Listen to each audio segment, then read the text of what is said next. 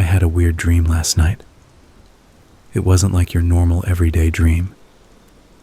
It was very disturbing to me.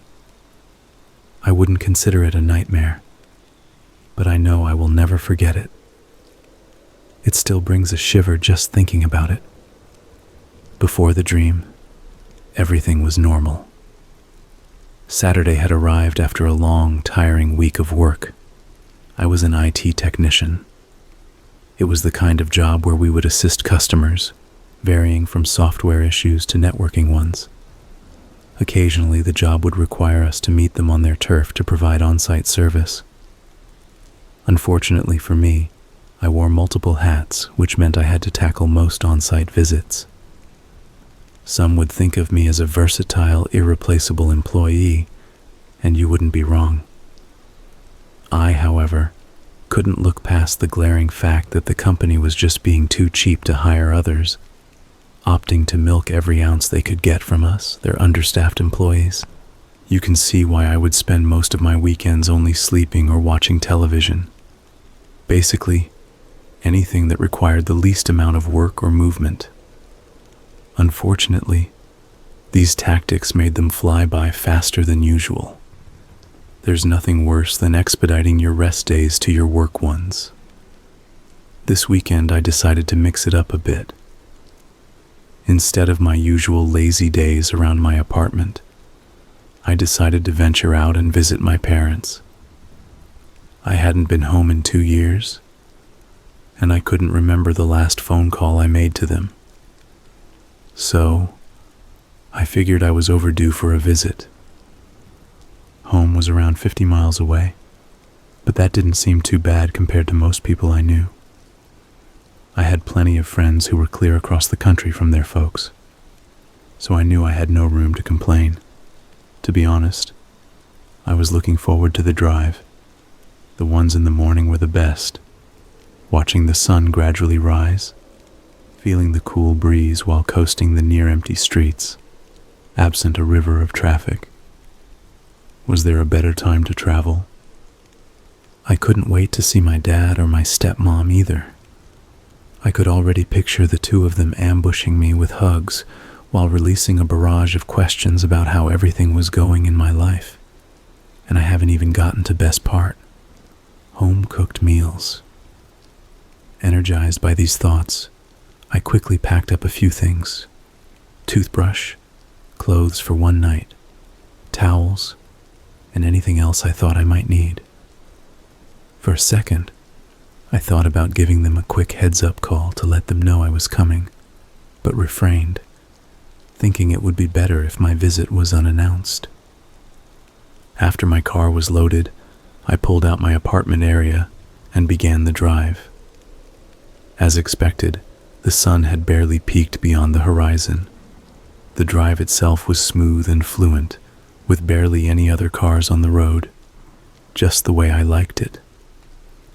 As early as it might have seemed to some people, my parents were early birds.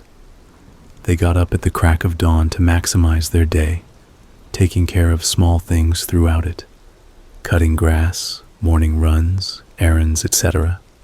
It didn't take long before I reached my old hometown. I was met with the familiar setting rendering old memories. Almost at every angle, I could recall some event from my life while growing up. It wasn't until I looked in the rear mirror that I noticed I had a smile pressed on my face. There was no hiding it, I guess. I was happy to be home. Eventually, I reached my neighborhood, turning onto the street where my parents lived. From the distance, I could see their house at the far end to the right. I drove down the street, glancing left and right, attempting to see if old neighbors were still present at their homes. Just from a glance, I could recognize what houses had new people and which ones had familiar faces. Only a few were actually up and outside. One person in particular was Mr. Harris. He was infamous for always attending his yard. He was mainly seen cutting his grass, and did so in a full jumpsuit, regardless of how hot or cold the weather shifted. It vaguely resembled the ones prisoners would wear, except it was navy blue instead of a bright orange. I reached my parents' house and parked next to the mailbox. The driveway had my dad's car in it. My stepmother's car was usually kept inside the garage since it was a newer vehicle. The house itself was fairly big. It was 2 stories with all white siding that made up its exterior. It had burgundy shutters to accompany each window, and a decent-sized porch with a bench on it. After parking my car and walking up to the door, I could already see the screen door close to allow the cool air to run through. The aroma of bacon and eggs filtered outward, along with the sounds of talking and moving around. Despite still having a key to the place, I rang the doorbell. Instantly, I heard my dad's voice grumpily question out loud who would be visiting at this hour. I could hear his footsteps walking over until he emerged into the entrance hallway. I could see his eyes widen and a smile grow on his face. He called out for my stepmother to come over to him. When she did, I was met with a loud cry of joy as she raced over to the door, opening it and pulling me into a vice grip hug. After about a 10-minute moment of hugs and greetings, I was finally able to settle in. I brought all my stuff into my old room, which was in the basement. The basement, of course, was finished and had a big television in front of a couch, along with the washer and dryer down there. It was almost like a second living room, perfect for having guests over, or even a tenant for renting. The day went by fairly quick. I spent most of it talking to them about my job, politics in the world, and other recent events. It wasn't until the evening arrived when my dad announced that in his spare time he had managed to convert all the old home movie tapes onto DVDs. My dad was always the type to keep busy. He worked hard throughout the week, and even on the weekends because he was unable to cope with the downtime. It was in these times that he would keep himself busy with small side projects. These projects varied from big ones like installing new floorboards to small ones like planting fresh flowers outside. Apparently, this time his project had been converting the old tapes before they became too bad to view. We decided to spend that evening watching the old movies to gawk and laugh at the old days in our lives. He popped in the first disc and left temporarily to use the bathroom. The video appeared to be during Christmas time. The footage was very grainy, producing a few white streaking lines across the screen. The timestamp in the corner read, December 25th, 1991. In the video, we could see a big tree in the background heavily decorated with tinsel and ornaments. Below it, a multitude of presents covered the floor, varying in size. Off to the side was my mother, my real mother, very young in appearance. She must have been at least in her mid-20s at the time. I didn't get a chance to know her. My father had informed me she had died when I was too young to remember. I only recognized her from photos I had seen lying around. It wasn't until I was old enough that my father explained her death was in fact a murder. Some crazy loon had broken into their apartment and shot her. He didn't really like to speak about it, and I didn't blame him. Because of his feelings, I never pressed him more about it. The camera in the movie sat fixated without shaking, giving the assumption that it was on a stand. Soon after, my father appeared from behind the camera to join her on the ground. He too was young in appearance. It was strange to see them this way, and brought about a small amount of laughter from me. They both seemed to have their eyes fixated on something.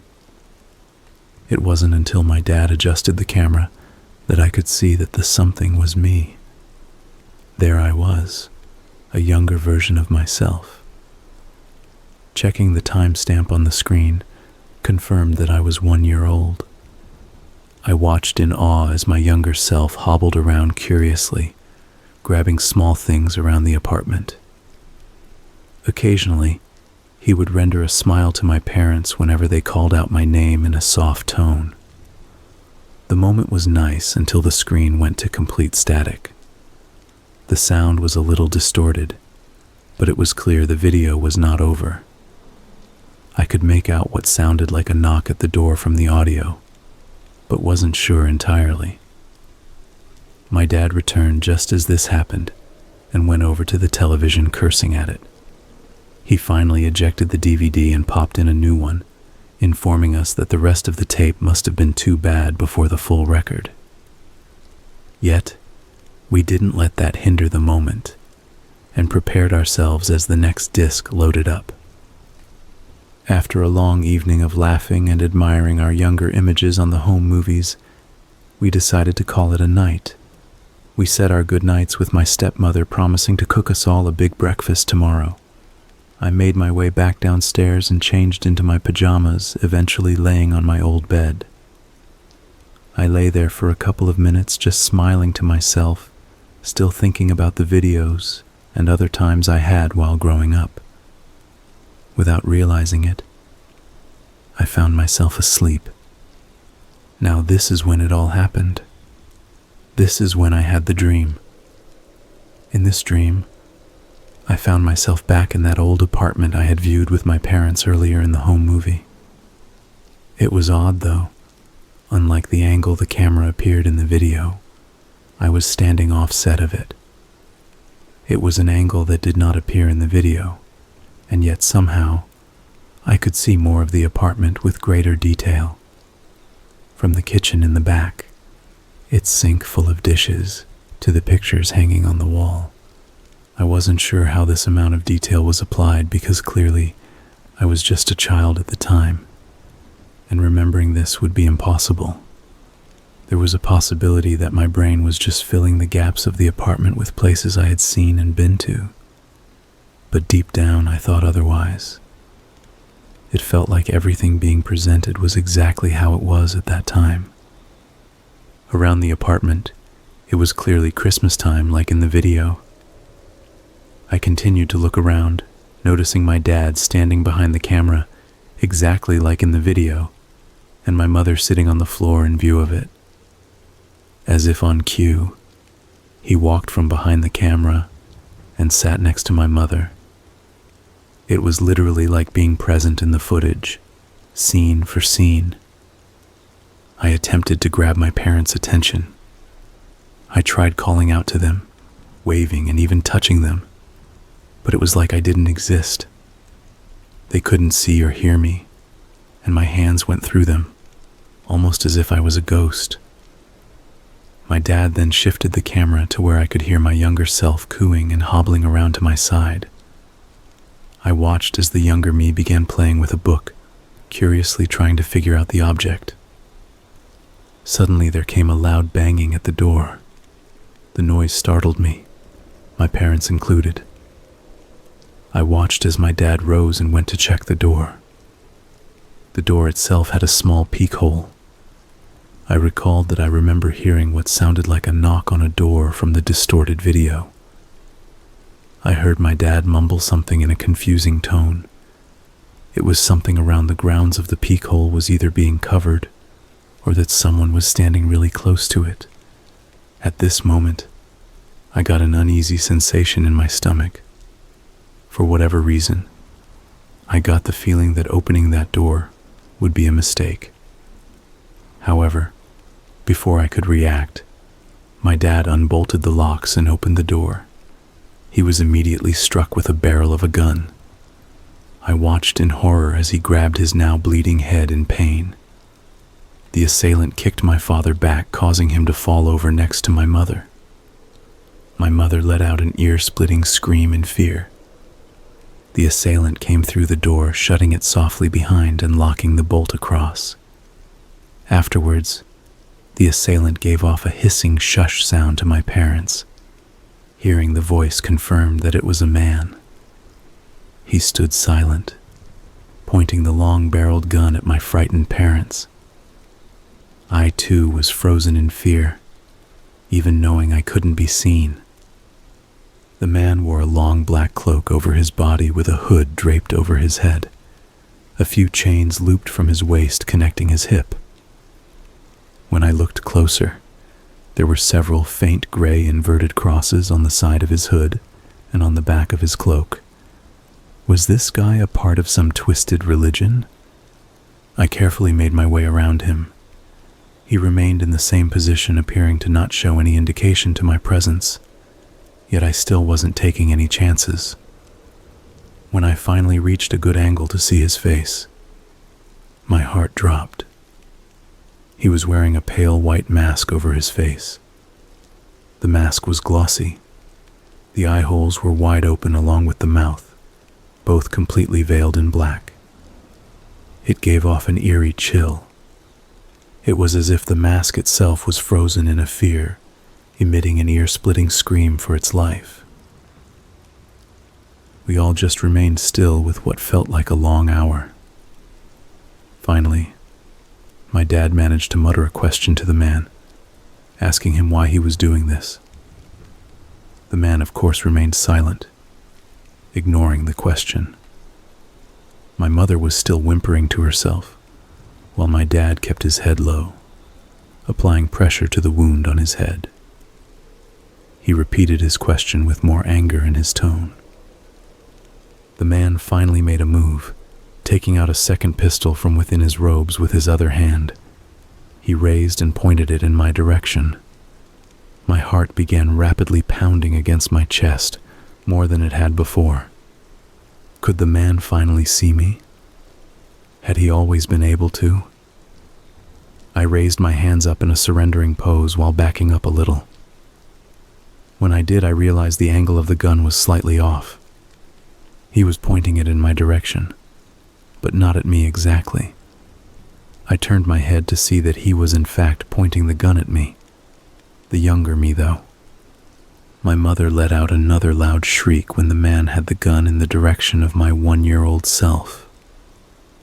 Of course, being 1-year-old, I didn't seem bothered by the gun.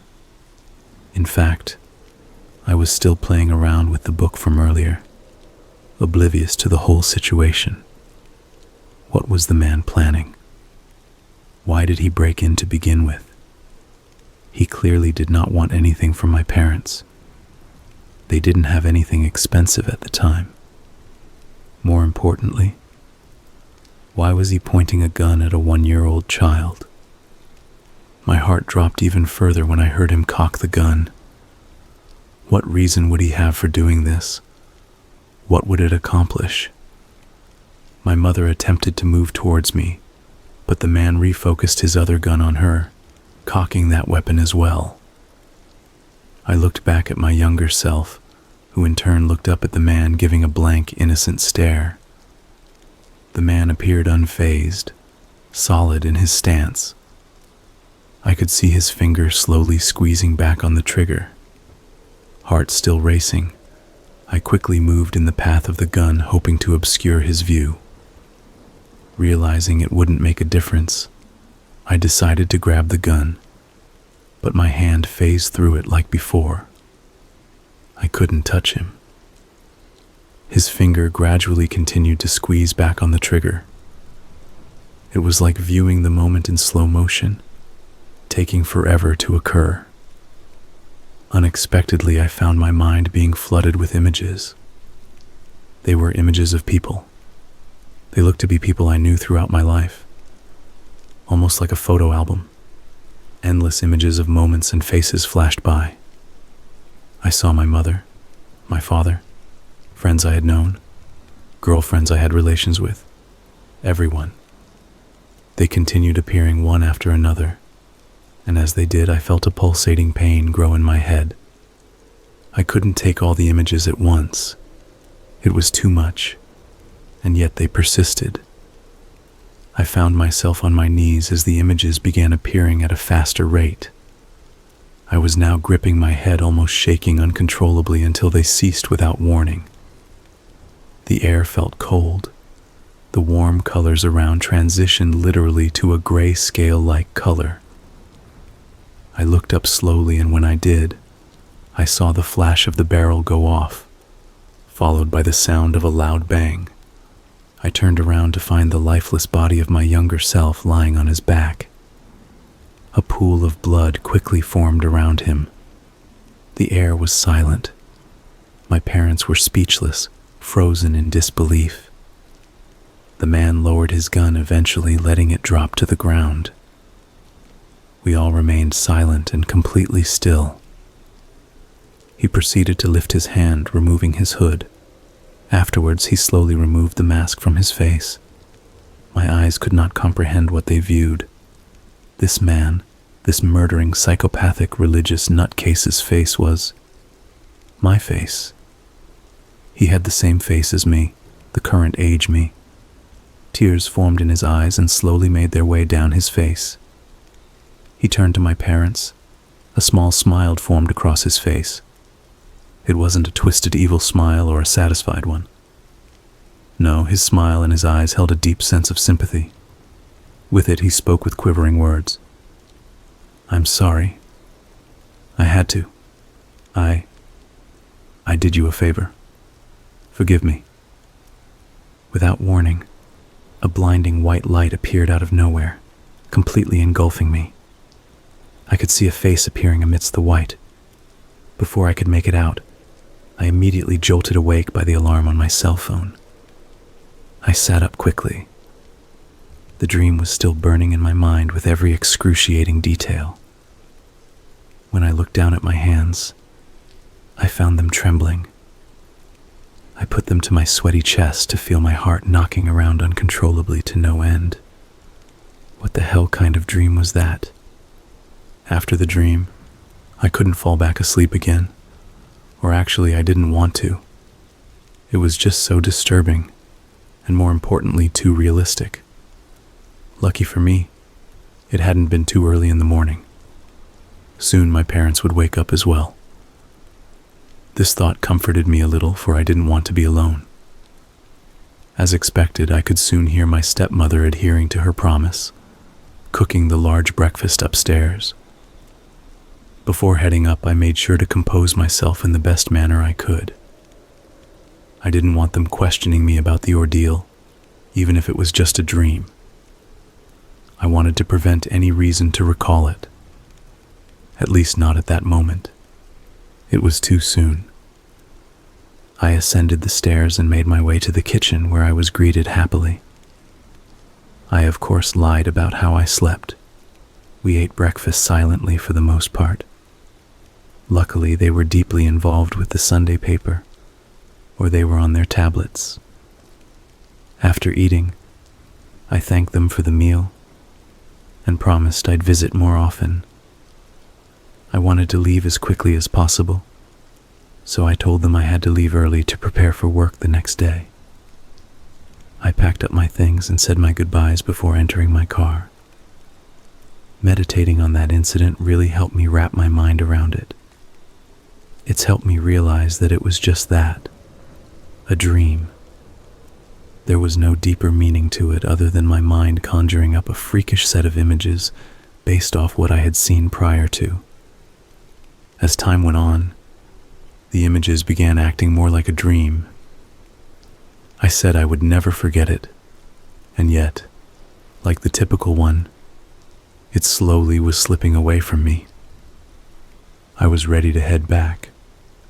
Before I could turn my car on, my phone went off. On the other end was my boss.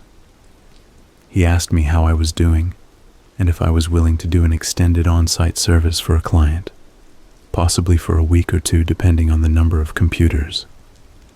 The project involved establishing networks and accounts, and mentioned that the client would provide room and meals. Seeing nothing wrong with getting out of the office for a while, I agreed and asked who the client was. He told me this would be a service provided for an independent church. I was particularly excited about this on-site job. Later on that evening, my boss called again and filled me in on more details about the request. He told me that traveling to the church would be quite a drive, and that its location was in the countryside, secluded from most towns. He gave me strict instruction to abide by their basic rules and to not offend them by any means. Apparently, they had paid handsomely for this service, and he wanted to be sure our company kept every dime. He did note that I only had to respect their rules and not necessarily buy into any of their religious activities or anything. He told me to stop by the office in the morning for the necessary equipment. He promised that the company would reimburse me with the cost of travel and reminded me to call daily with any updates. I wasn't a big fan of religion, but I wasn't going to complain if they were providing food and a room for sleeping. Again, it was a chance to get out of the office for a few days. That night, I quickly packed up enough items for 2 weeks into 2 big suitcases. After preloading my car, I set my alarm early, knowing that I would need to compensate for the drive. It was strange. My night was dreamless, and it was quick. It felt as if I had closed my eyes for a second before I heard my alarm go off for the next day.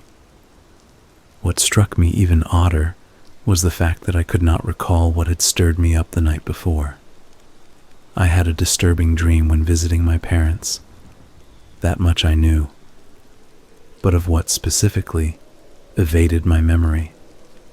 I dismissed the thought, believing it to be for the best. Despite being tired from the early rise, I was up without a struggle and ready to embark. The outside air was cooler than I usually preferred. The sky was starless, almost like a dark veil was across it. I hopped in my car and kept the windows up, this time with the heat at full blast. There were a few times where my eyes rolled back from the tiredness, but the radio helped keep that temptation at bay. I made the quick stop by the office to gather up all the necessary equipment needed for the job. My boss already had it packed and ready to be loaded upon my arrival. He wasn't there himself, but with the help from the third shift crew, I was able to load everything into my trunk. Afterwards, they provided me a set of GPS directions provided by my boss. Once I thanked the crew for helping, I made my way on the road. The further I drove, the more scarce the streetlights and other cars became. Before long, the sun had fully emerged, giving sight to the endless oceans of green pastures and cornfields.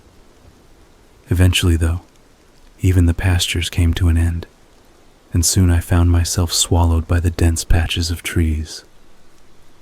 My car barely managed to remain on the thin, rough path.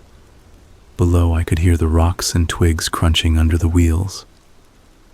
I held my breath a few times, slowing my vehicle down, hoping to not incur a flat tire, which was the last thing I needed. After what felt like ages, I finally came across a fairly large building ahead. The building itself was an old structure, standing tall and stretched far back into the woods. Its appearance was withered, made of old wood, pale and decayed. It swayed a few times at the course of the wind, letting off a most disturbing groan, as if suffering, wishing to be put out of its misery. Truly, it was amazing that such a building hadn't already collapsed. Continuing to approach, I could make out more of its structure. The building appeared to be 2 stories. Its front was rather plain, aside from the monotonous row of windows, a row of 3 that ran across the second floor. The windows themselves were elongated, running along the sides of the building as well. I was thrown off by the sight of this structure. I was sure my boss had informed me this was to be a church. I wasn't much of a churchgoer, but the building before me looked more like an old warehouse or boarding home rather than a place of worship. The rugged path led up its entrance. In the front of a set of double doors, I could see a lone figure standing, waiting for my approach. It was an elderly man in his mid-50s, in a gray suit and black tie. He immediately made his way to me when I parked. His walk was hobbled but elegant in poise. A little hesitant, I gradually let down my window, greeted by his big, toothy smile. "Afternoon, son," he said in a strong country accent. You're the technician we've been waiting for? I was taken back by his overpowering cologne. It smelled like a poor concoction of baby powder and sunflower seeds. He was balding towards the top of his head, while his snowy white hair grew around the edge like a crescent. Deep wrinkles were pressed across his face and seemed to grow in number with his smile.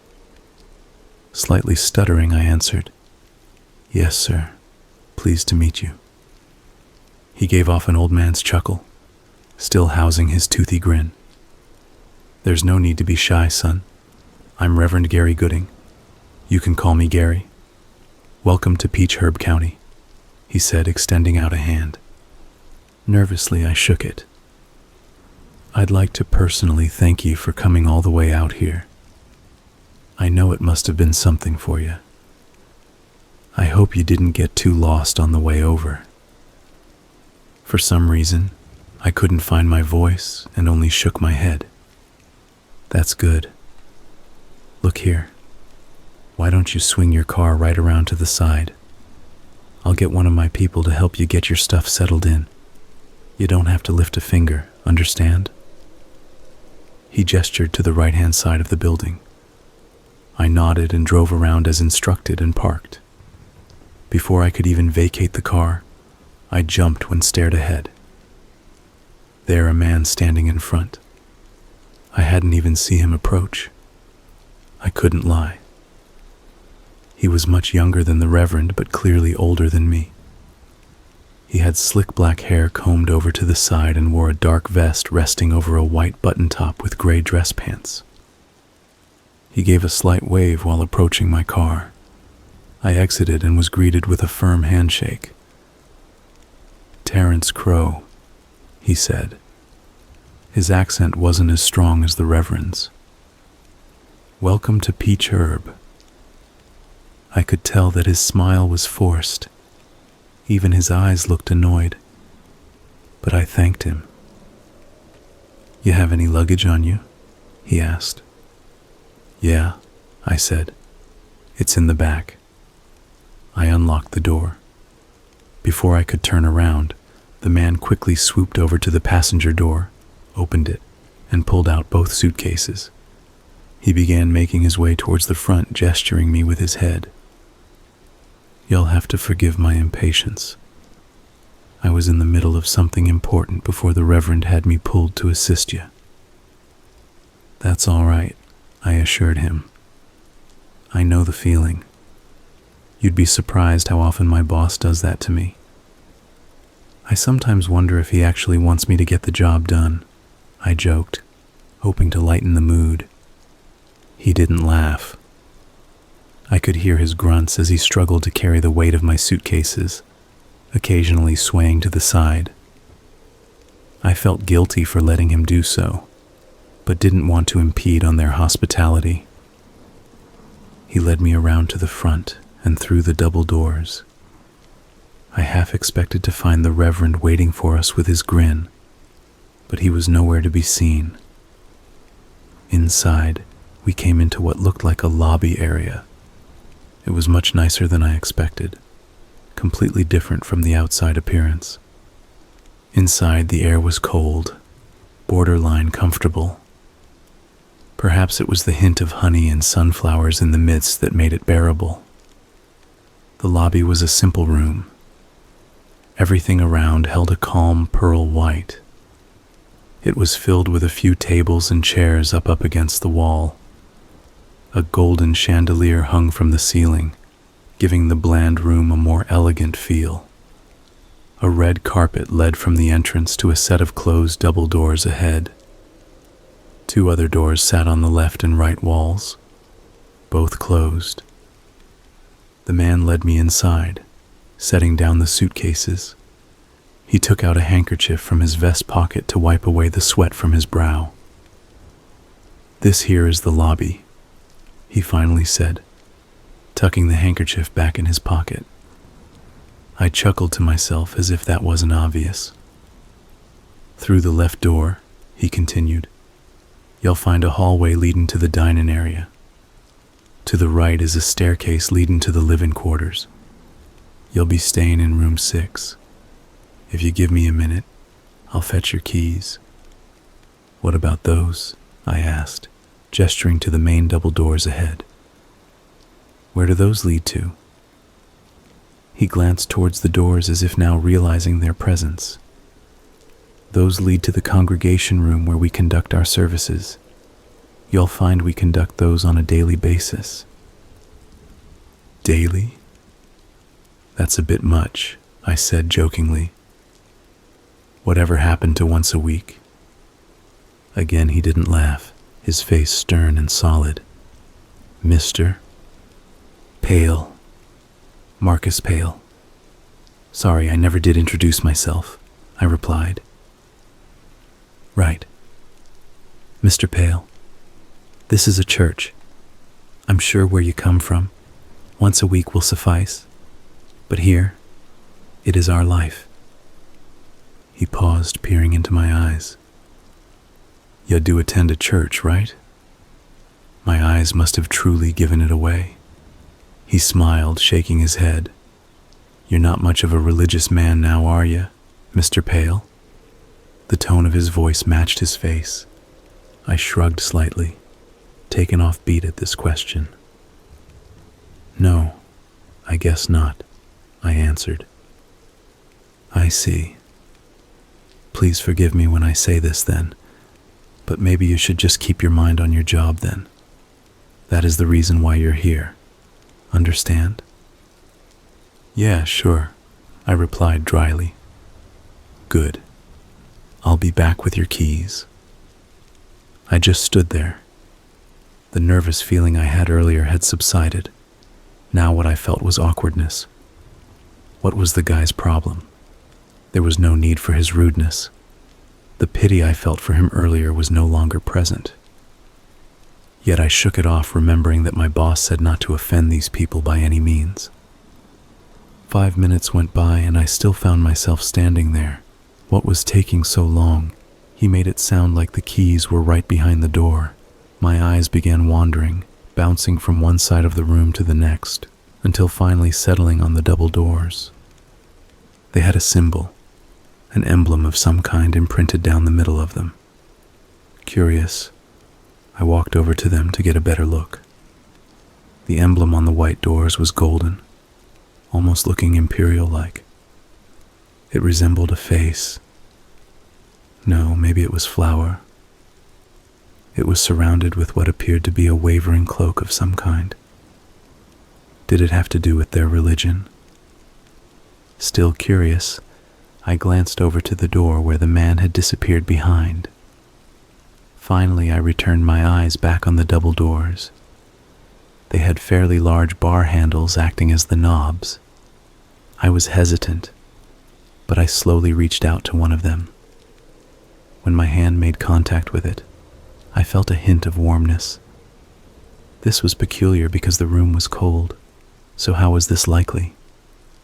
The handle felt as if some had held it just recently, perhaps minutes ago. I jerked back on it, but the door didn't budge. I tried a few more times but was unsuccessful. It was locked. I looked around it to see if there was keyhole. Maybe I could peek inside. Instead, I found a small indent next to the handle. The indent was no bigger than a quarter, maybe.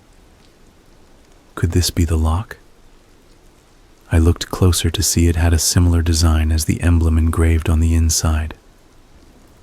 Feeling defeated, I made my way over to one of the chairs and sat. Hopefully the man wouldn't be any longer. It was probably for the best that it didn't open, though. My first day on the job and I was already snooping around. I was actually glad the man didn't catch me attempting to break in like that. That stunt could have had my ass sent home, especially since he already seemed to be an uptight jerk. If that had happened, my boss would have had a field day on me for blowing such a high-paying opportunity. The man eventually returned from the back with a large ring of keys in his hand. He hastily ushered me to follow, grabbing my luggage, and proceeded to the door on the right. Just as he had mentioned, there was a staircase on the other side. This area appeared more on par with the outside appearance of the building, looking pale and decayed. Every step we took was followed by a long-winded creak. I was sure that at any moment they would give out on either of us, but they never did. We reached the top and came to a long, dimly lit hallway with another red carpet, except this was long enough to run to the end. The doors in the hallway appeared adjacent and parallel to each other. Electric candles illuminated the area from the walls in between the doors. The man led me halfway down before halting at the door on the right. "This is your room," he stated, unlocking the door. The door produced a loud creak as he opened. I braced myself, expecting to find a poorly conditioned room, but was met an agreeable sight instead. It was similar appearance to the lobby, plain with pearly white walls. A large king-size bed sat neatly near the window. Blanket and sheets, and even a pillow were already provided. In the corner sat a sturdy wooden desk with a brass lamp on its stead. A tall bookshelf was leaned against the wall, empty of books, with a small dresser to its side. The room looked very comfortable. The thought of staying in it for a few days was very appealing.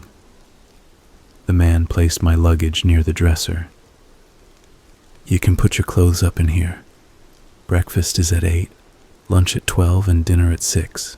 Sharp," he stated, handing me a key from the ring. "You're welcome to wear whatever pleases you to the meals. Just make sure you're not late. We don't start eating until everyone is present." 8, 12, and 6, I repeated. "Got it. By the way, Mr. Pale, I'm interested to know how you propose to conduct your work without any of your supplies," he asked before leaving. I chuckled to myself. "Oh yeah, sorry.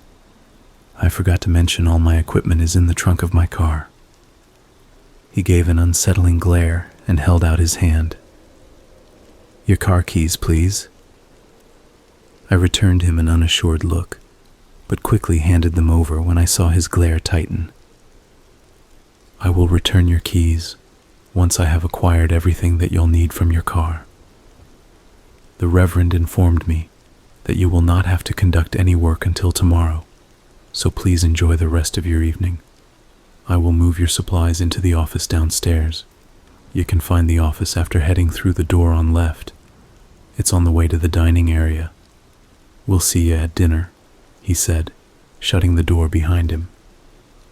With that, I was left alone once again. The quietness of my room left me with a dull, numbing sense. For a second, I was lost in its trance until the moan of the building from the wind awakened me. Once out of it, I turned my attention back to my room. Clearly, it must have been recently refurbished. I ran my fingers along the surface of the desk. Just from sight alone, I could tell its history dated back with the building.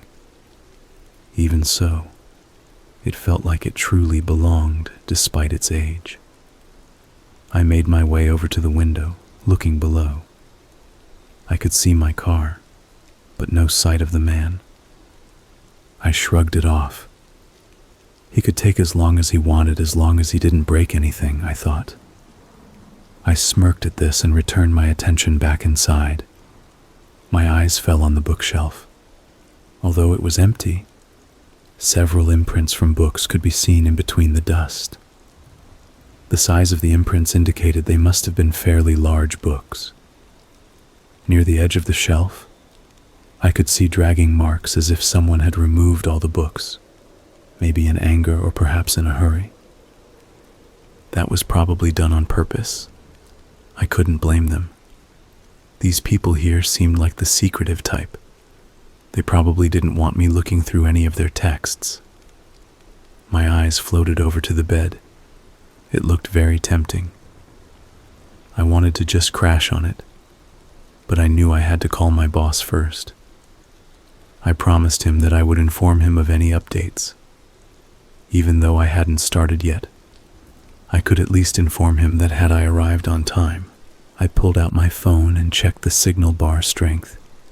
It was hovering between 1 bar and none. This wasn't a surprise considering where I was. I played around with its positioning, first raising it higher, and then side to side. I had no luck though. I even tried holding it closer to the window, but still was unsuccessful. It was possible that it was just the room blocking the signal. So, I made my way out into the hallway, keeping my phone stretched out. With my eyes fixated on it, I moved around the hallway aimlessly, still changing its position. Eventually, I realized how pointless it was. I decided to see if I had better luck outside. I went downstairs and into the lobby, checking my phone along the way. Feeling the frustration build up, I aimlessly swung it around, threatening to just toss the useless junk. Without warning, I was thrown off by a loud scream. Following it came a voice that said, "Hey, watch it." I was stunned, almost jumping out of my skin. The voice belonged to a young woman, a quite attractive one to say the least. Her green eyes flared at me in anger. She had auburn hair that curled around her face and over her eyes. She wore what appeared to be a black and green Victorian-styled dress. The most eye-catching part about her was that she was pregnant. She had to be at least 8 months by how much her stomach extended through her gown.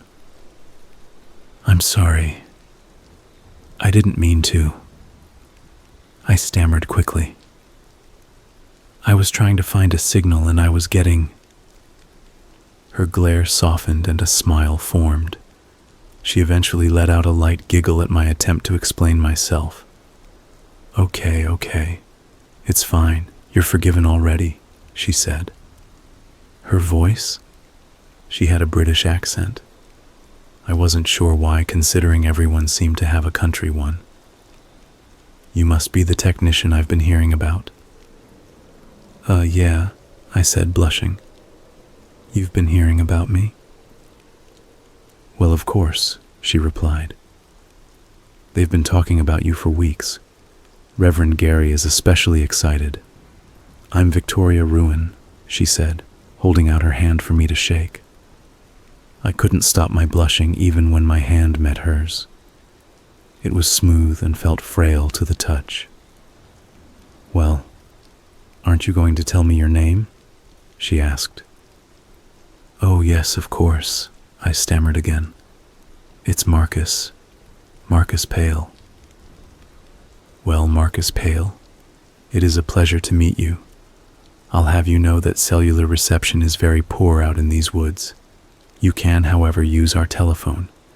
It uses a landline connection and shouldn't give you any issues at all. I can take you to it if you like." "Yeah, sure, I'd appreciate it," I replied, finally collecting myself. She began making her way to the hallway, beckoning me to follow with one hand. I caught sight of a large silver ring on her ring finger. I guess she was married, of course she was. A woman that beautiful ought to be married, I thought to myself. She led me through the door on the left, where I originally saw the man retrieve the keys. It led to a long hallway similar to the one upstairs. This hallway was narrower, housing fewer doors, all shut tight. "So tell me, Marcus," she began, "where are you from?" "From Arlington," I answered. "And where is that?" she asked, snickering. Sorry, it's Northern Virginia," I answered, blushing. "That's quite all right," she said, giggling. "I've never been up north before. You're lucky to be able to travel around. All my life I've been here. Stuck here, that is. I've always wanted to venture out, but..." "But what?" I asked. "No, it's nothing," she said, biting her lip. She came to a door on the left and opened it. "Here we are. You can use this phone." She pointed inside. I thanked her and entered. The room was tiny, just an upgrade from being considered a pantry. Inside it was a small wooden table cramped to back with an old phone. A single door sat to the side a small window. A strong collection of breads coated the air, making the cramped setting feel even more stuffy. I quickly dialed up my boss and informed him of the situation. He was glad to hear that I arrived all right and went into a speech about ensuring that I represented the company in the best manner possible.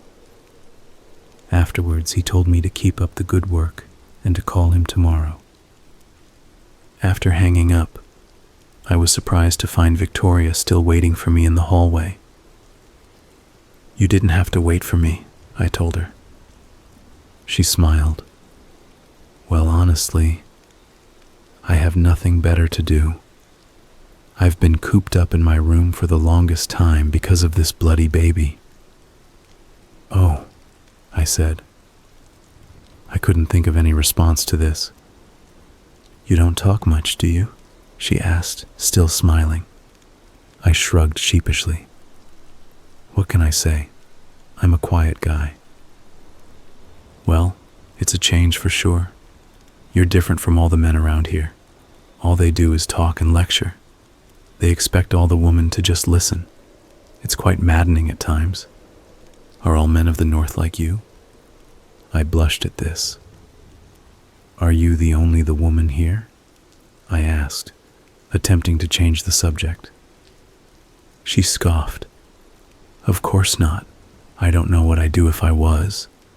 There are 2 others, my Aunt Margaret and Cousin Sophia. You'll meet them later at dinner. You are coming, of course?" Her emerald eyes gleamed into my own. I could feel my heart rate slowly increase. My face must have been bright red from blushing. Yeah, of course I will." Her smile widened. "I've been bored for the past few days. You want to go on a little adventure?" "Adventure?" I repeated. "Yes, I could give you a tour of the place. I'm sure you're wondering where everything is at." I really hadn't thought about the place as a whole. The only area that vaguely interested me was the room behind the double doors, but I didn't feel comfortable asking her. "Sure, why not?" I answered. "Good," she said, wrapping her arm around mine. "Where do you want to go first?" Her perfume engulfed me, smelling of sweet berries and honey, a smell that was perfect for her. "You want me to decide?" "Yes, of course. I don't want to bore you, showing you every nook and cranny," she answered. I could tell she was reading my face because she added, "Come on. I know there's a place you're dying to explore." "Well," I started. "Yes? Just spill it already," she shot. "I did kind of want to see what was behind those doors in the lobby," I replied, rubbing my neck in shame. "Doors? You mean the congregation room?" "If we can't, I understand," I quickly added. "Nonsense, let's go," she said, yanking my arm, pulling me until we reached the lobby again. "Victoria?" I asked as she made her way to the doors. "Yes?" "That symbol on the doors? What is it?" I asked. She glanced over to the doors. "That is the symbol of our religion. Well, their religion anyway. I've grown tired of all their prayers and their sermons. It's all rubbish, really." "Rubbish? If you don't care for it, then why are you here?" I questioned. "No, you're right. I don't. I never was into it. Ever since I was a little girl, my father forced me to be a part of it. All I have ever known has been Herb Peach County, well apart from brief stay in the UK. I'm sure you can tell I don't exactly sound like I'm from around here." "Yeah, I noticed," I said, rubbing my neck. "You have my aunt to thank for that. Anyways, I've grown really tired of all it. Like I said earlier, I want to venture out and see the rest of the world. At least, my home country. I can't even remember it anymore. So your aunt brought here? What about your mother? What did she have to say about all this? She chuckled softly to herself. I have no memory of my mother. My father told me she died after I was conceived. I was mainly raised by aunt. Oh, I'm sorry, I replied softly. I know the feeling. My mother died when I was young too. We went quiet for a minute. Why don't you just leave? I suggested, breaking the silence. You're not a little girl anymore. You don't have to stay here now. She smiled. If only it were that simple, Marcus. I would love to leave, but some things are not that simple, she said, looking down, rubbing her belly. Oh, I started. I'm sorry. I didn't mean to. I felt like a complete idiot. My talent of making awkward moments worse was starting to emerge. I was bad at this kind of thing and even worse at comforting someone. It was mainly the reason why I remained quiet. Come on. Let's not ruin your tour with my story, she interrupted, making her way over to the door. Yeah, I said, still feeling guilty. Without even thinking, I asked, how do we even get in? It's locked, right? A smile returned to her face. She turned to me, giving off a jokingly suspicious expression. How did you know it was locked? I shrugged pathetically, giving off a sheepish grin. I don't know. Aren't most of the doors in this place locked? It was a poor excuse. I knew it. Uh-huh. You're more audacious than you make yourself, Marcus Pale, she said, placing her ring into the small indent. She twisted her wrist to the right, which prompted a soft click. Your ring is a key? I asked in astonishment. What? Does the North not have keys like these? She teased, pulling open one of the doors. Come on. I followed her behind the door. Inside, the room was huge. The sweet aroma from the lobby seemed to fall flat, sucking out when the door shut. Instead, the singe of smoke and ash filled the air. The lighting was very poor.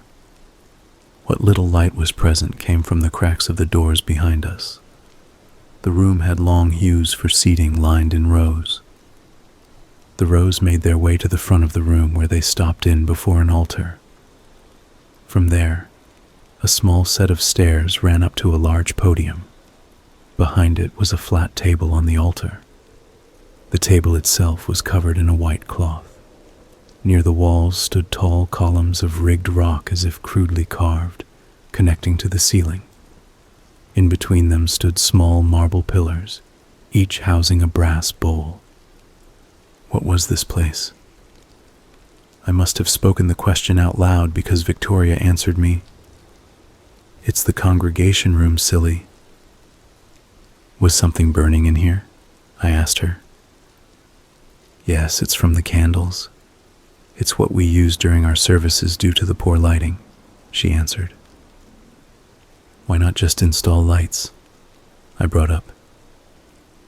Well, candles are also an important part of our service, she said, almost as if I was supposed to know this already. I dismissed it, though, and went further in. I climbed up the stairs of the altar, noticing a figure standing behind the podium. It was hard to make out in the shadows. If it wasn't for the strands of light behind us, I wouldn't have even noticed it. I took out my phone and held it up to the figure using its backlight. What I saw almost caused me to tumble down the stairs. In front of me, I saw a tall white statue depicting a strange figure well over my height. Its upper body was of a very fit man, bearing a strong chest and arms. The arms of the statue hung low, sweeping near its ankles. It only had 3 fingers. The legs appeared inverted, its knees caving inward like a goat's legs. Even more disturbing was the head of the statue. It was a hard sight to bear. The head looked to be a sick crossbreed between a dog and a man. It wasn't like the typical depictions seen like in Egypt. No, this head was like a dog and a man simultaneously. It had a long, narrow snout that seemed to morph into the mouth of a man. Other parts of its face appeared human-like, while in others, indescribable. The eyes were small and beady, staring firmly off into the distance. It held a third eye larger in comparison to the other 2 in the middle of its forehead. Long, wild hair ran down its face, ending at its shoulders, with horns protruding from its back. The statue as a whole stood in a confident pose, as if knowing its presence was significant. "Victoria," I felt my voice squeak. I could feel an eerie chill fall down my spine, unable to tear my eyes from the horrid view. "What the hell is that?" I stammered. Walking to me, her eyes carried over to the figure. She seemed unfazed and calmly stated, "That is our god Lanius, the white eye of time." "What's wrong, Marcus?" Victoria asked. "You look absolutely pale. Are you frightened?" The light from the cell phone I had dropped reflected back into my face. Even with its light in my eyes, I could still make out the horrid figure looming before me. "Did you say, your god?" I stammered. "You worship that thing?" I asked, still unable to peel my eyes from it. I took a few steps back, losing my balance in the process. Instantly, I fell back, slamming into the seating hues behind me. A sharp pain erupted from my back as I could feel the rush of air painfully forced its way out of my mouth. I guess it was true that the wind could literally be knocked out of you. I remained still, feeling the pain surge from my back. "Marcus, are you all right?" Victoria asked, rushing to my side. "Are you hurt?" Instantly, there was a loud slam from a door behind us, flooding the room with bright light. "What in the hell is going on in here?" An angry voice yelled out. Victoria popped up. "Nothing. We were doing a little touring when Marcus had a tumble," she said, addressing the voice. "Marcus?" The voice responded in surprise. "You brought an outsider into our area of worship?" I could hear the voice's footsteps moving at high pace until they halted next to me. My eyes hadn't completely adjusted to the light yet, so all I could see was a partially lit figure, a man at least. It didn't matter who it was, though. They sounded angry regardless.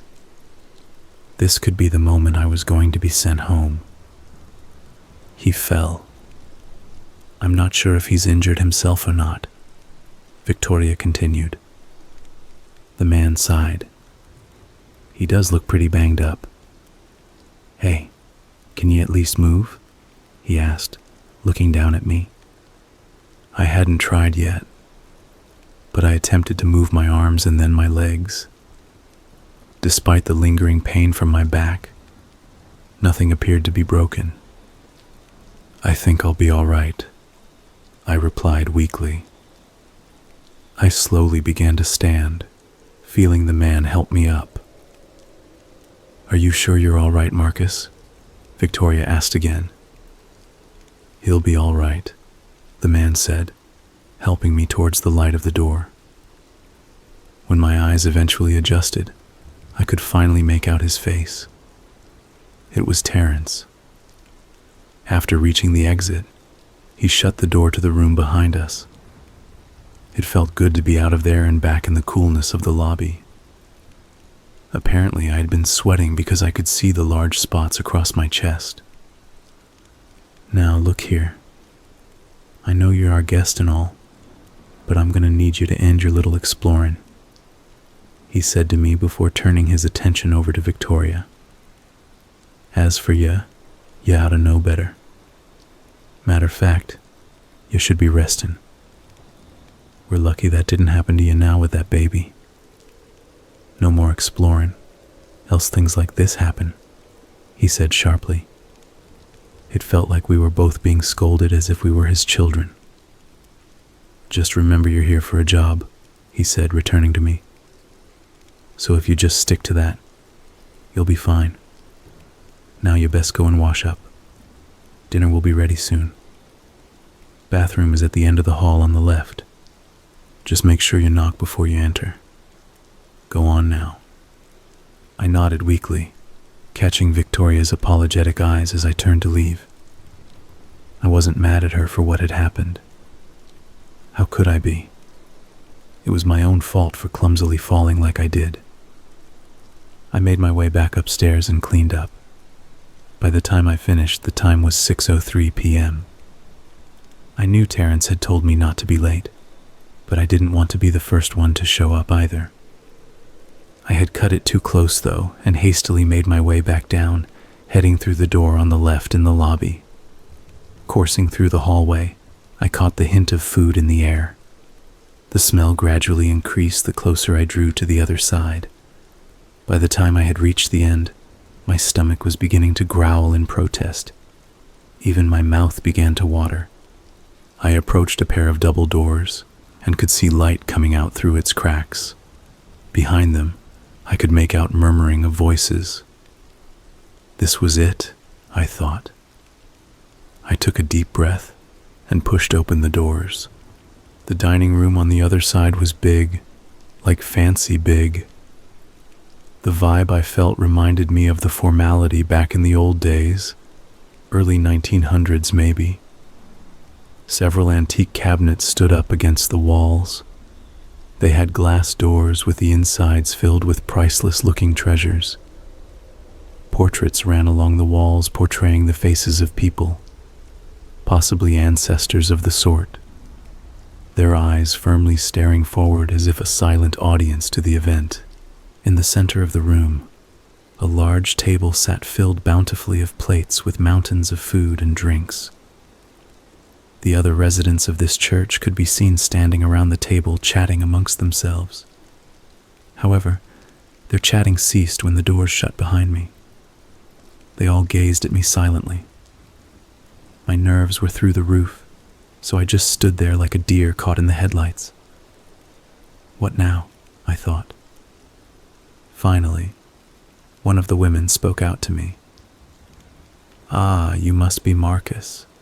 Welcome, my dear." She had a British accent like Victoria's, and I quickly assumed this had to be her aunt. She was most likely in her mid-40s with a face lightly stained in wrinkles. She had dark hair tied neatly in a bun and wore a dress similar to Victoria's, but with more red in it. "I'm Margaret. Pleased to meet you," she said, walking up to me. After shaking my hand, she guided me over to the others around the table. There were 4 others. One was a woman she introduced to be Sophia, apparently the cousin Victoria had mentioned. I was surprised to hear she didn't exhibit the same accent as either of the two, instead having the same country one as the Reverend. She was much younger than Margaret, and probably a few years older than me. The next person was Terrence, who I had already met. From him was another man about the same age as him named Jesse. Lastly, she showed me Victoria. I couldn't hold back my smile when I saw her.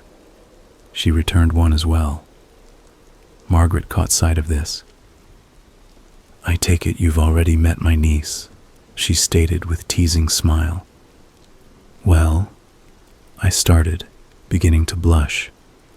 "Yes," Victoria spoke. "I was showing Marcus around earlier, trying to get him familiar with everything for when he starts his work." "Oh, I see," Margaret replied. Well, come now, dear. You sit over here. She led me to an empty chair near the end of the table next to her. Everyone else made their way behind their respective chairs, too. Victoria stood behind the chair across from my own. I was ready to pull out the chair and sit when I caught sight of her eyes beckoning not to do so.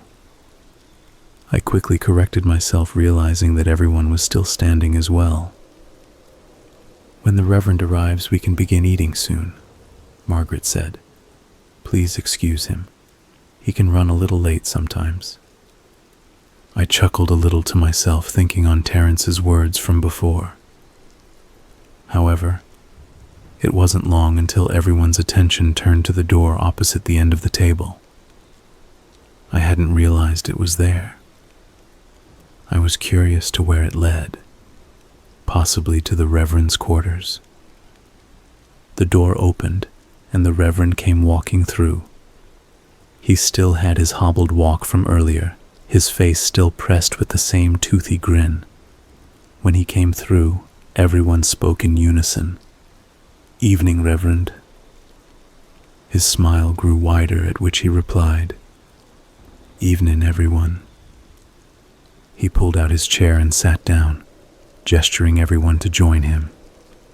We all followed suit. The food before us was truly a sight. There was many dishes flooded gracefully with food.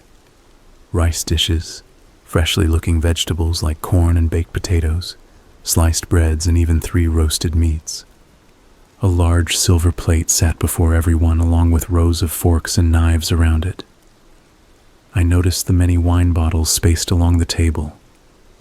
The food looked simply amazing, and I couldn't wait to eat, but was hesitant to make a move, unsure of their manner of etiquette. I decided to follow any and all actions of Victoria.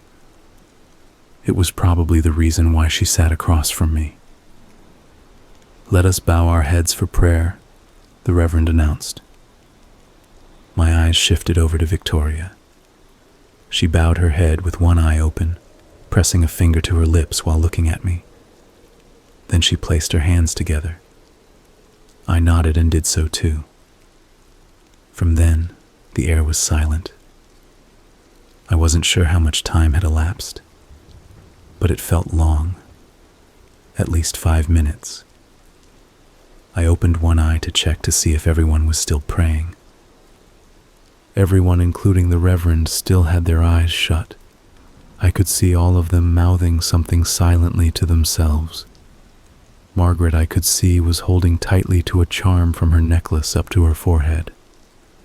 I could only make out partial amounts of it, but I was sure it was the same emblem as the congregation room. I also noticed that everyone had a similar ring like Victoria, all on their ring finger. The rings each withheld the same emblem engraved within it. This made sense, since apparently they were keys to the room itself. I noticed Terrence didn't have a ring on his finger. Instead, I saw it hanging from a necklace. When I looked at the Reverend, I saw that he had 2 rings. One was the same as the others, but the second one was different. I could tell the symbol wasn't the same, but the way his hands were positioned made it so I couldn't distinctly make it out. Amen, the Reverend finally spoke out. On command, everyone's eyes opened. Let's us eat now, he said, raising his hands out. Everyone began grabbing at a bowl or a plate, passing it around, filling their plate at their leisure. I was glad it was finally time to eat. I don't think my stomach could have taken another minute. I could feel my mouth watering even more, but I sat patiently, occasionally glancing over to Victoria for guidance. So, Marcus, the Reverend spoke out, Terrence told me you had quite a tumble today. Hearing his voice gave me a little jolt, snapping me out of whatever hunger trance I was in. Yes, sir, I managed to say. Oh dear, are you all right? Margaret asked.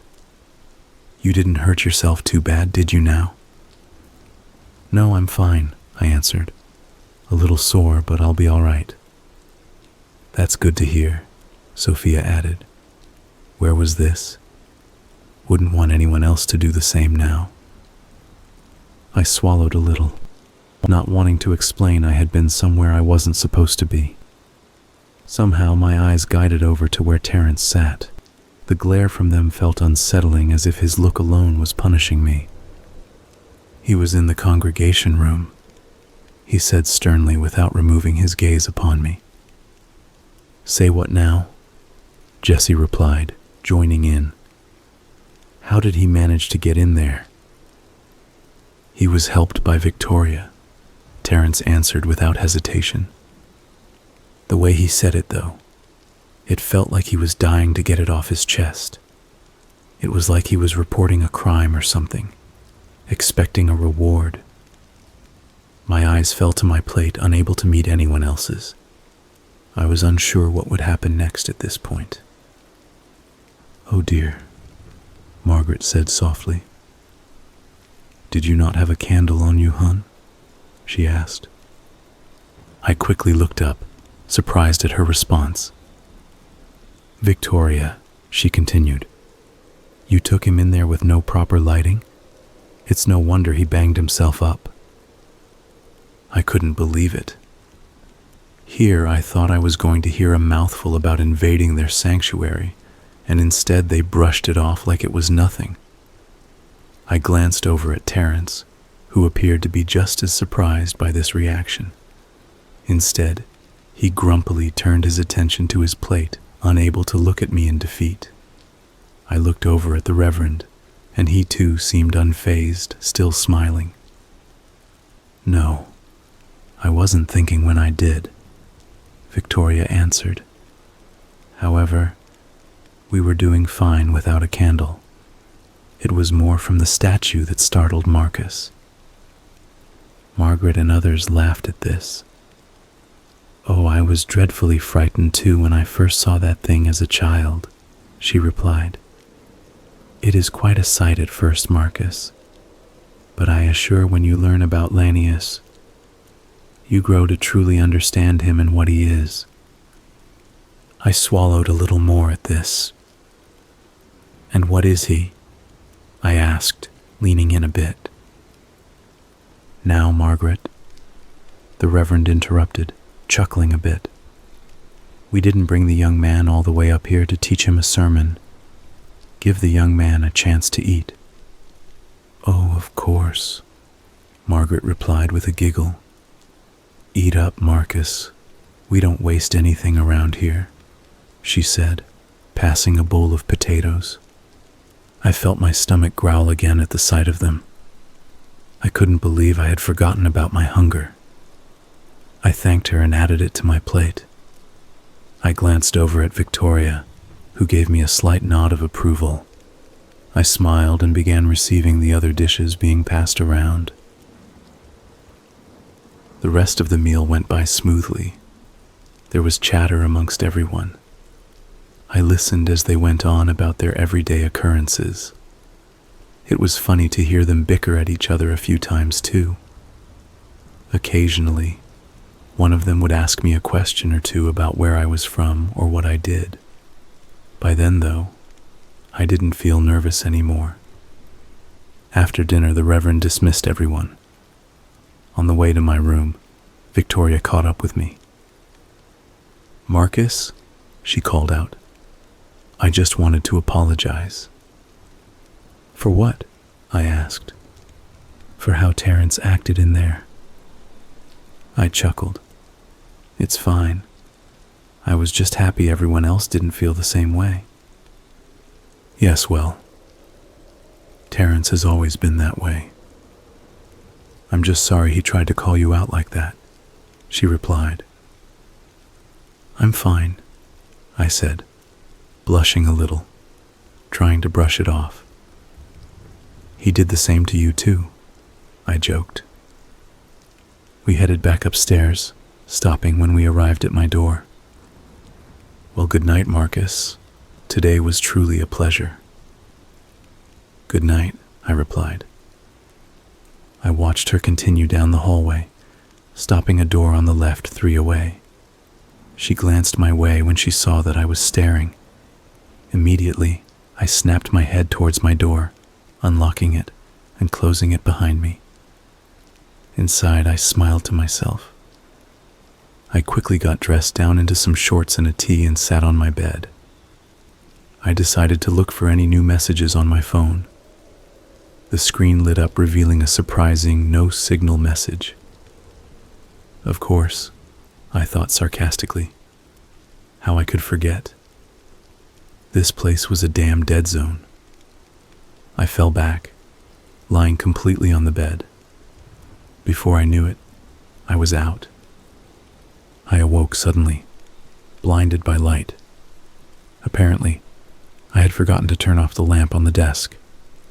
The last thing I needed was them to complain about wasting their electricity. I slumped over to my feet to turn it off. After doing so, I caught sight of something outside. Below, I could make out my car in the moonlight. I could see that a clump of leaves had been blown over a lot of its roof.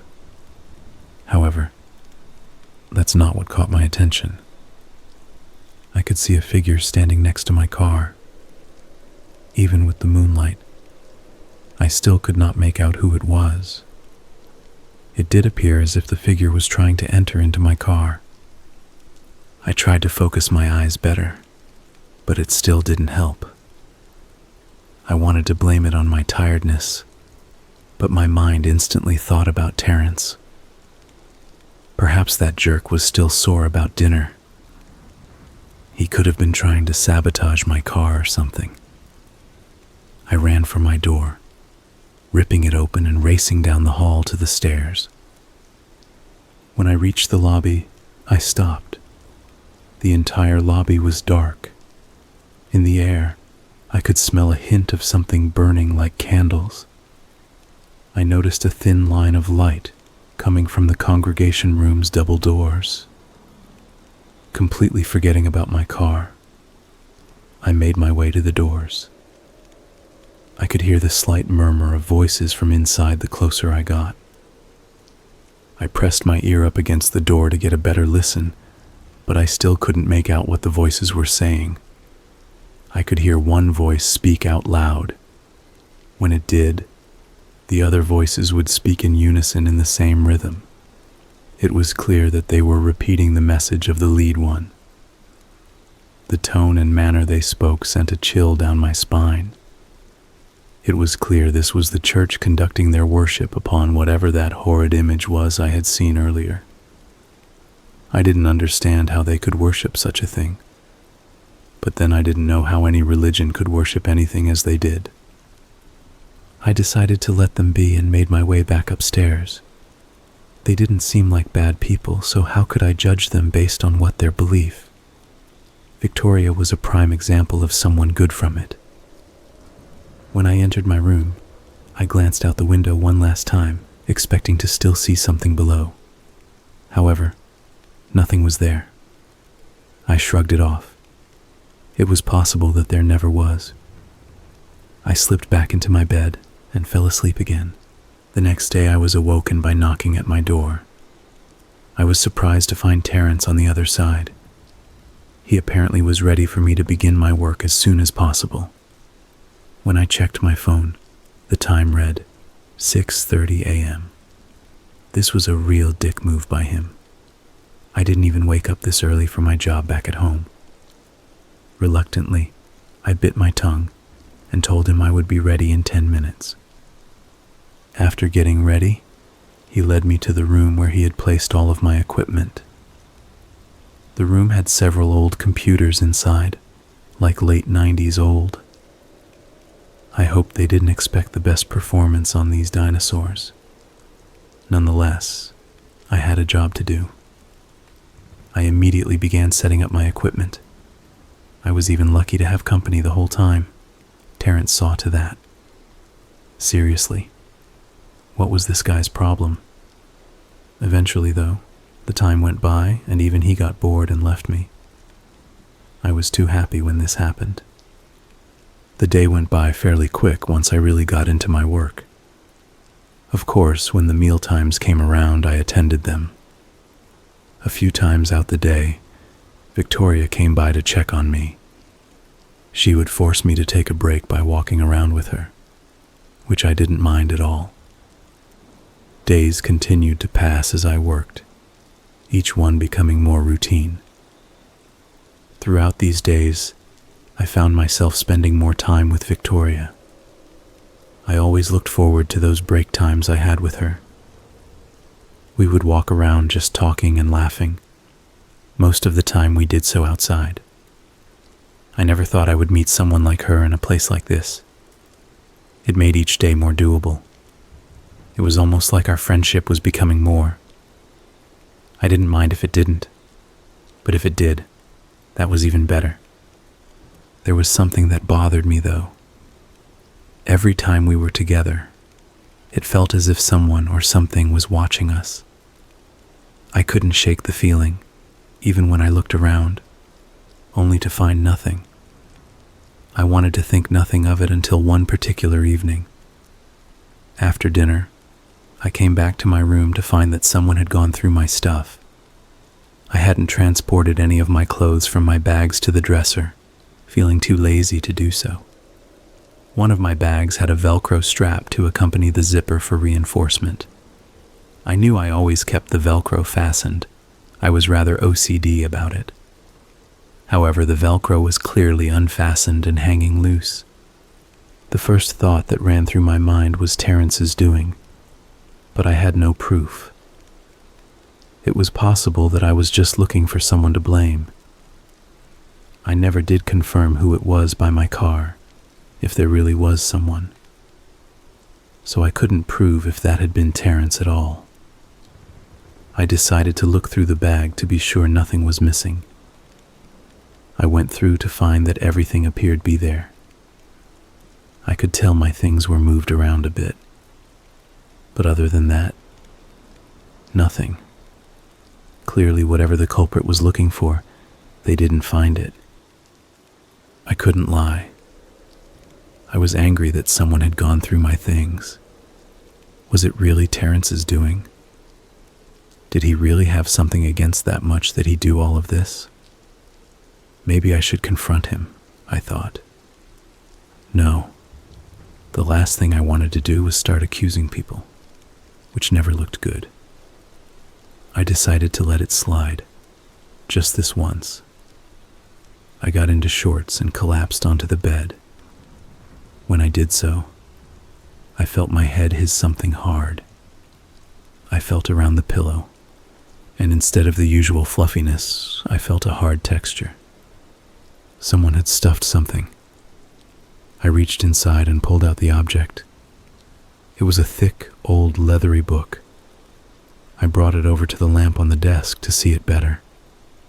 The cover looked hand-stitched to the spine. In the light, I could see a symbol engraved across in gold. It was the same one I had been seeing everywhere. My hands began to tremble at the sight of this. How did the book get there?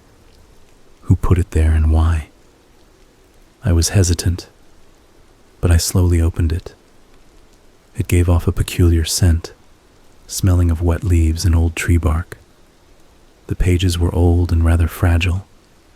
They were filled with text written in black ink. I couldn't comprehend the words. They were written in some strange language. It didn't even look like a language that should have existed. I continued to turn the pages, though, seeing the text flood each one. A few pages in, I came across a picture. It was hand-drawn with limited details. The picture depicted what looked to be a star. Around the star stood several figures looking like people, one appearing slightly bigger than the others. I turned the page to find more text. I continued turning until finally, I came across another picture. This one showed one of the human-like figures standing on what looked like a pedestal. The other human-like beings stood around the main one. Again, I flipped until I came across the next picture. This picture showed the star from before. It looked bigger, but with squiggly marks shooting away from it. The human-like beings appeared to be cowering in fear, kneeling down at the star, even the big one from before. The picture after depicted the human-like beings falling from the sky, their faces drawn in fear. The one I turned to after showed them drawn in a dark place, their faces twisted in despair. It then showed the human-like figures begin to change into hideous, deformed-like creatures. They had teeth and horns protruding out different parts of their bodies. The biggest one looked even worse than the rest, with eyes drawn angrily with sparks coming from its fang-filled mouth. Despite appearing like the drawing of 8th grader, the images were really disturbing. Something about them made the hairs on my neck rise. I wanted to stop, but my hands kept turning the pages despite my mind's wishes. The next one showed one of the hideous beings stray from the others. It was smaller compared to them. The creature came across a man in the next one. It appeared to reveal a swirl-looking symbol to the man. The man appeared to walk through the swirl. When he did, the creature followed. A small child stood in front of the man in the next one. It was weird, but the two looked similar somehow. The creature appeared to possess the child's body. When it did, the man fell to the ground, presumably dead. Now in the child's body, the child grew up. As it did, it showed the creature leave the man's body, depicting it underground, possibly sleeping. The man was seen surrounded by many people with others joining. Eventually, like before, it showed the creature awaken next to the man, showing him another swirl. Again, the man walked through the swirl with the creature following, appearing in front of a child. Once again, it possessed the child, and the man died. The images repeated. Each time as they did, I noticed the creature's size growing bigger. Finally, I skipped further into the book to see where they led. The images revealed something different this time. Now, it showed the man with a woman, the creature standing behind her. When I flipped where the next image would appear, I found its page stuck tightly together to another. I tried to part them, but a tear began to form, threatening to ruin both pages altogether. I decided to skip it and move on to the next image. My heart dropped when I did. This time the image showed the woman pregnant among the group of people from before. The images later went to show the woman in labor giving birth. The man appeared to have delivered the baby. However, it looked like no ordinary child. It was depicted to have large black eyes with long teeth. Horns poked out in many directions of the child, with its legs and arms disproportionate to each other. The man was holding the child in the air, almost like he was glorifying it. At that moment, I couldn't take any more and slammed the book shut. I tossed it to the other side of the room. I could feel my heart pounding in my chest, my arms and face sweaty. I shook my head in disbelief. There was no way, I thought. What the hell was all of that even about? After seeing those images, I couldn't sleep for most of the night. All I could see was the horrid inked images of that creature. When I thought of that woman depicted to being pregnant, I couldn't help but think of Victoria. There was no way it could have been her, could it? A lot of women can be pregnant. It was just a coincidence. It had to be. The next day, I worked sluggishly from the lack of sleep. At breakfast, I made no eye contact with Victoria, nor did I talk to anyone else. If they asked, I simply blamed it on a headache or tiredness. While working, I pleaded to myself, hoping Victoria would not come by as she usually did. Yet despite my internal pleads, she came. "Marcus, are you feeling any better?" she asked, entering the room. I didn't respond. I didn't even look up. "Marcus?" she said. "Are you all right?" My silence caused her to press on. "What's wrong? Why are you ignoring me?" she asked. I could hear a hint of annoyance in her voice. Still, I gave her no answer. What could I say? All I could think about was, "Fine," she yelled, and proceeded to leave the room. "That child?" I asked her without looking up. I could hear footsteps come to a halt. "What?" she asked, confused. "Who's the father of your child?" I rephrased. "What? Is that what this is all about?" she asked. I stood up, finally facing her. It was direct, but I had to know. My face, along with my silence, must have said it all for her. I could see the look of confusion in her eyes. "Why does it matter?" she asked harshly. "I need to know," I stated firmly. I wanted it to be from her boyfriend, or even her deadbeat husband. Any of these were better than what I was thinking. Yet the entire time I had been here, I had not seen him, nor had there been any mention of him. She just stared at me, with her mouth open as if trying to find the words to speak. Tears formed in her eyes. They were gazing at me angrily, and with sadness simultaneously. She shook her head softly, never taking her eyes from mine. Finally, she spoke. "You stay away from me, Marcus. Never come near me or speak to me again, or I will have you sent home." She stormed out, leaving me dumbfounded. My plan had backfired. I wanted to call out to her, to stop her and apologize. But again, I was at a loss for words. Like an idiot, I just stood there and let my head fall down in grief. As the day continued on, Victoria never returned to see me while I worked. At mealtime, she never made eye contact with me either, keeping her eyes focused on her plate. I felt horrible for what I did. I had no right to put her on the spot like that. I cursed at myself. After dinner, I attempted to talk her as she was leaving for her room. She ignored me though when I did. I don't know why I thought knocking on her door would be any better. All I received upon it opening was having it immediately slammed in my face. I sighed, truly feeling utter regret, and made my way back to my room. When I did, I sat on my bed, staring off into space. I wished I had never found that damn book. Then everything between her and I would have been normal. I missed seeing her already, her smile, hearing her laugh, just being around her. I let my hand slide to my pillow to check for the book, only to find it missing. Stunned, I poured out the pillow's contents, finding only feathers and cotton. I was sure I had put it back after I left each time. Was somebody messing with me?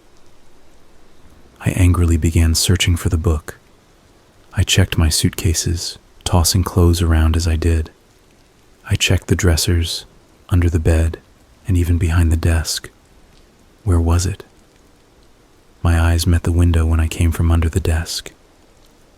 When I looked down, I saw the same figure from all those days before, standing next to my car. This time it appeared to be looking up at me. Anger filled me. I assumed it was Terrence again. This was a bad time for him to be messing with me. I raced out of my room and downstairs. I ran around to the side of the building to where my car was. The moonlight was stronger than ever, illuminating my way as I did. When I reached my car, no one was in sight. I had finally reached my boiling point. "You picked the wrong day to fuck with me," I yelled out. "Come on out now. If not, leave me the hell alone." My voice echoed into the air before dying in the wind. The building gave off one of its unsettling moans. The leaves from the trees in the distance shook, rattling against their branches in the wind. There was no one out here. Feeling my mind grow at ease and realizing how much of a fool I looked, I started to make my way back.